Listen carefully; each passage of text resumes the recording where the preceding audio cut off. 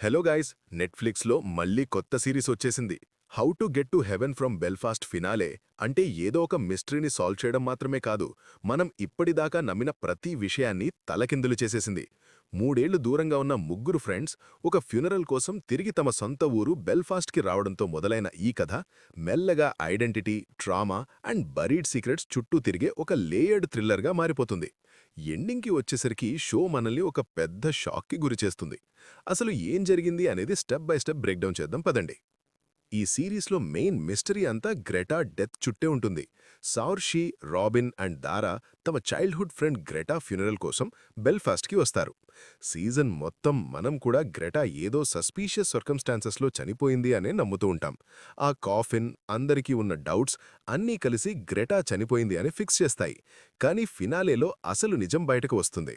Greta ఇంకా బ్రతికే ఉంది. ఆ కాఫిన్లో ఉన్న బాడీ గ్రెటాది కాదు, అది జోడీది. కొన్ని ఇయర్స్ ముందు గ్రెటా అండ్ జోడీ మధ్య ఒక వైలెంట్ కన్ఫ్రంటేషన్ జరుగుతుంది. ఒక పెద్ద ఆర్గ్యుమెంట్లో జోడీ మెట్ల మీద నుండి పడిపోయి చనిపోతుంది. అది ప్లాన్ చేసిన మర్డర్ కాకపోవచ్చు, కానీ ప్రాణం మాత్రం పోతుంది. అప్పుడు పోలీసులకి రిపోర్ట్ చేయడానికి బదులు గ్రెటాని కాపాడ్డానికి మార్గో అనే గార్డియన్ ఫిగర్ సీన్లోకి ఎంటర్ అయ్యి మొత్తం కవరప్ చేస్తుంది. జోడీ బాడీని కాఫిన్లో పెట్టి గ్రెటా చనిపోయింది అని అందర్నీ నమ్మిస్తారు. ఆ ఒక్క డెసిషన్ చాలామంది జీవితాల్ని మార్చేసింది.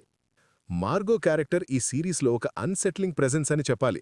తను గ్రెటా తల్లిలాగా మనకి పరిచయమైనా లాస్ట్కి తెలిసేదేంటంటే తను గ్రెటా బయాలజికల్ పేరెంట్ కాదు. నిజానికి హెవెన్స్ వేల్ అనే ఒక సీక్రెటివ్ ఆర్గనైజేషన్తో తనకి లింక్స్ ఉన్నాయి. ఈ ఆర్గనైజేషన్ విమెన్కి కొత్త ఐడెంటిటీస్ ఇచ్చి వాళ్లు ప్రపంచం నుండి రీలొకేట్ చేస్తుంది. బయటికి చూస్తే ఇది కష్టాల్లో ఉన్న మహిళల్ని కాపాడే ఒక రెస్క్యూ ఆర్గనైజేషన్ లాగా కనిపించినా దీని వెనుకున్న పనులు మాత్రం చాలా మారలీ గ్రేగా, మ్యానిపులేట్ చేసేలాగా ఉంటాయని షో హింటిస్తుంది.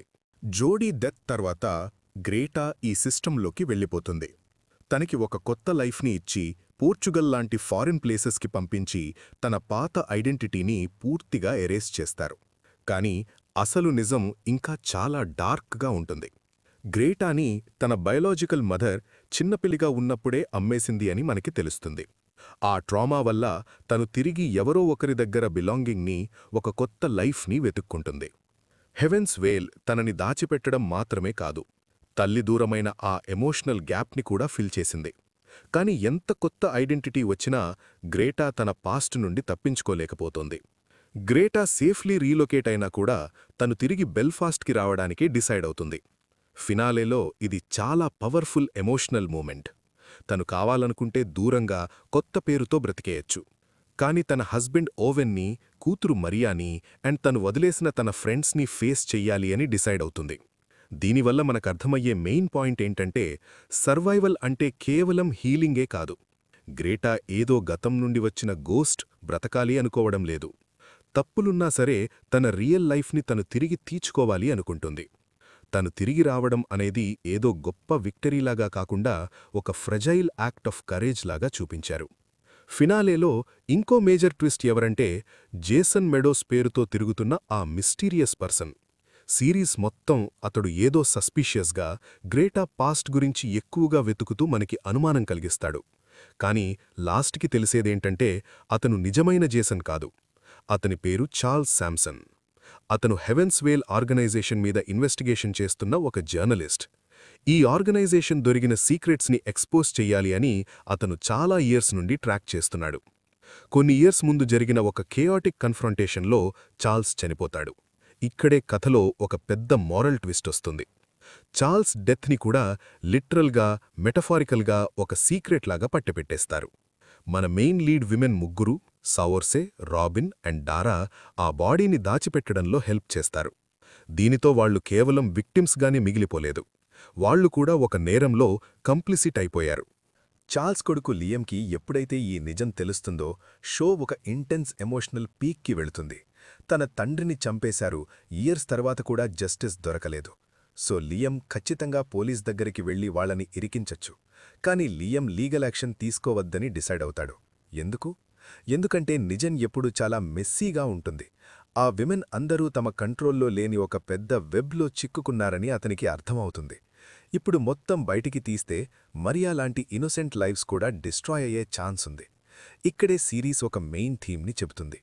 ఎప్పుడూ జస్టిస్ అనేది క్లీన్గా, సాటిస్ఫైయింగ్గా ఉండదు. కొన్నిసార్లు క్లోజర్ అనేది చాలా సైలెంట్గా, కాంప్లికేటెడ్గా ఉంటుంది.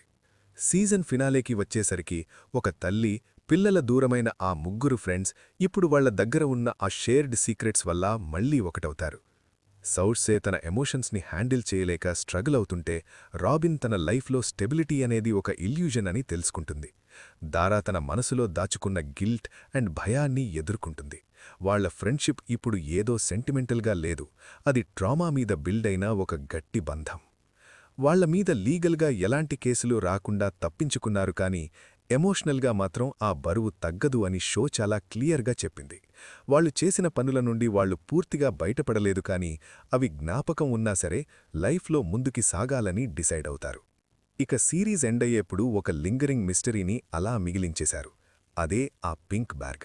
లాస్ట్ సీన్లో ఆ ముగ్గురు ఫ్రెండ్స్ ఆ బ్యాగ్ని తీసుకుని కార్లో వెళ్ళిపోతారు, కానీ దాంట్లో ఏముంది అనేది మాత్రం రివీల్ చేయరు. అది డబ్బా, లేదా ఏదైనా ఎవిడెన్సా, లేదా ఎవరినైనా బ్లాక్మెయిల్ చేసే మ్యాటరా, లేదా వాళ్లందరి మధ్య ఉన్న ఆ బరువైన షేర్డ్ బర్డన్ సింబలా? షో దీనిని ఇంటెన్షనల్గా అర్థం కాకుండా వదిలేసింది. ఆ పింక్ బ్యాగ్ నిజానికి ఒక మెటఫార్ లాంటిదే. అది వాళ్ల గతంలోని అన్రిజాల్వ్డ్ మ్యాటర్స్కి అండ్ వాళ్లు ఫ్యూచర్లోకి తీసుకుని వెళుతున్న రహస్యాలకి ఒక ప్రతీక. దాంట్లో ఏముందో చూపించకుండా సిరీస్ ఒక పాయింట్ని గట్టిగా చెప్తుంది: కొన్ని సీక్రెట్స్ ఎప్పటికీ ఓపెన్ అవ్వకూడదు. అవి ఇంపార్టెంట్ కాదు, అవి బయటకి వస్తే ఈ క్యారెక్టర్స్ ఇప్పుడిప్పుడే బిల్డ్ చేసుకున్న నా ప్రశాంతత పూర్తిగా ముక్కలైపోతుంది. కాబట్టి అలాగే సీజన్ 2 వచ్చే ఛాన్స్ ఉంది అనే ఒక చిన్న డోర్ని కూడా ఇది ఓపెన్ పెట్టేసింది. అసలు సిసలుగా చెప్పాలంటే how to get to heaven from Belfast కేవలం క్రైమ్ గురించి మాత్రమే కాదు, ఇది ఐడెంటిటీ గురించి. గ్రెటా ఫిజికల్లీ తన ఐడెంటిటీని మార్చేసుకుంది. మిగతా ముగ్గురు ఇమోషనల్గా తమని తాము కొత్తగా వెతుక్కున్నారు. హెవెన్స్ వేల్ విమెన్కి కొత్త ఐడెంటిటీస్ కన్స్ట్రక్ట్ చెయ్యొచ్చు, కానీ గతాన్ని ఫేస్ చెయ్యకుండా ఐడెంటిటీని మార్చుకోవడం ఇన్కంప్లీట్ అని షో ఆర్గ్యూ చేస్తుంది. నువ్వు పేరు మార్చుకోవచ్చు, ప్లేస్ మార్చుకోవచ్చు, కానీ నీ పాస్ట్ని మాత్రం ఎప్పటికీ ఎరేస్ చేయలేవు. గ్రెటాని తిరిగి ఇంటికి తీసుకురావడంతో ఈ ఫినాలే ఒక గట్టి మెసేజ్ ఇస్తుంది. తను తిరిగి రావడమంటే ఎస్కేప్ అవడం కాదు, తన గతాన్ని యాక్సెప్ట్ చేయడం. షో ఎండింగ్లో అన్నీ నీట్గా సెటిల్ అయిపోయినట్టు చూపించలేదు. గ్రెటా తన ఫ్యామిలీని కలుసుకుంటుంది, కానీ మళ్లీ ఆ నమ్మకం రావాలంటే చాలా టైం పడుతుంది. లియామ్కి తన క్వశ్చన్స్కి ఆన్సర్స్ దొరకచ్చు, కానీ ట్రెడిషనల్ సెన్స్లో జస్టిస్ మాత్రం దొరకలేదు. ఇక ఆ ముగ్గురు ఫ్రెండ్స్ బ్రతికి బయటపడచ్చు, కానీ వాళ్ల మోరల్ ఇన్నోసెన్స్ మాత్రం ఎప్పుడో పోయింది, అండ్ అది కావాలనే అలా చూపించారు.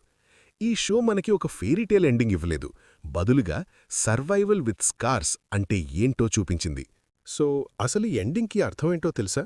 గ్రెటా ఫేక్ డెత్ కేవలం ఒక ప్లాట్ ట్విస్ట్ మాత్రమే కాదు, కష్టాల్లో ఉన్న విమెన్ బ్రతకడం కోసం తమ ఐడెంటిటీని ఎలా తొలగించుకోవాలి అని అనుకుంటారో చూపించే ఒక కామెంటరీ ఇది. హెవెన్స్ వేల్ లాంటి సిస్టమ్స్ మనల్ని కాపాడుతూనే మన వీక్నెస్ని ఎలా వాడుకుంటాయో ఇది హైలైట్ చేసింది. ఇక ఆ పింక్ బ్యాగ్ విషయానికి వస్తే, ఎంత పెద్ద తుఫాను ఆగిపోయినా మనం క్యారీ చేసే ఆ బరువైన రహస్యాలకి అదొక సింబల్. ఫైనల్ ఇమేజ్ ఆ ముగ్గురు ఫ్రెండ్స్ కార్లో వెళ్ళిపోవడం ఏదో రెజల్యూషన్ని చూపించడం లేదు, వాళ్లు ఇంకా ప్రయాణం చేస్తున్నారు అని చెప్తుంది. వాళ్లు తమ పాస్ట్ నుండి పూర్తిగా బయటపడలేదు, అలాని వాళ్లకి శిక్ష పడలేదు. వాళ్ళిప్పుడొక ఇన్ బిట్వీన్ స్టేజ్లో ఉన్నారు. ఆ మోరల్ అంబిగ్విటీ వల్ల ఈ ఎండింగ్ ఇంత పవర్ఫుల్గా అనిపిస్తుంది. నిజానికి how to get to heaven from Belfast finale ఆ విమెన్కి శిక్ష పడాలా లేదా అని మనల్ని అడగడం లేదు.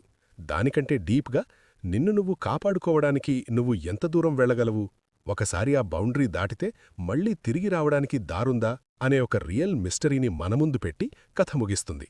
Thanks for watching this video.